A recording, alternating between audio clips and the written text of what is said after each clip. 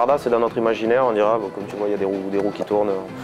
C'est l'imaginaire d'une roulotte, qu'on va faire un voyage musical sans frontières, sans rien, pendant le temps de spectacle. Les inspirations, mais c'est avant tout maintenant un groupe de rock quand même, la Varda. Le basse batterie guitare qui est bien présent et se mélange avec ces instruments traditionnels. Qui dit un bouzouki par exemple dira une connotation sur quelque chose qui te rappellera un peu la musique grecque. La nickel harpa, ça sera plutôt des tendances un peu scandinaves.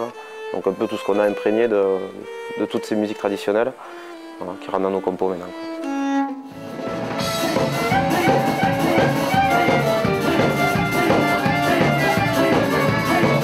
Les choses se passent.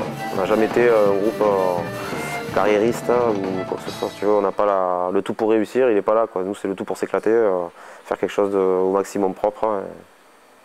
Et les choses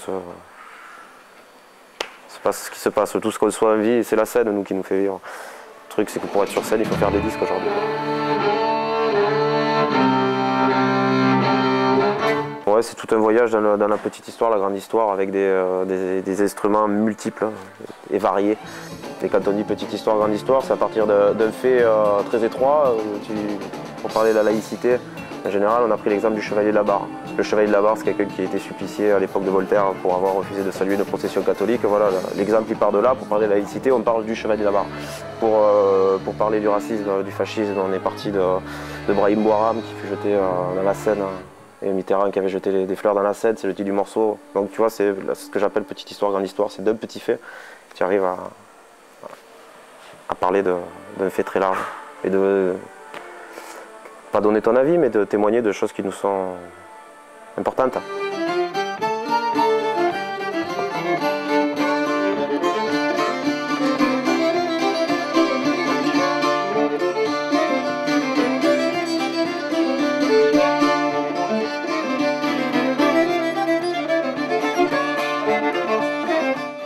Cette notion dans la musique, il n'y a pas de frontières, il n'y a pas de prise de tête, il y a pas de...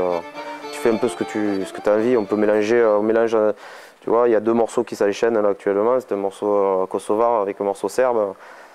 Ça, tu peux le faire sur le papier, mais dans la vie, c'est très difficile à réunir. Alors que musicalement, tu vois que les musiques se marient super bien, et les choses seraient faites si on rêvait, voilà. C'est un imaginaire la Varda, donc voilà, on se permet d'imaginer ça aussi.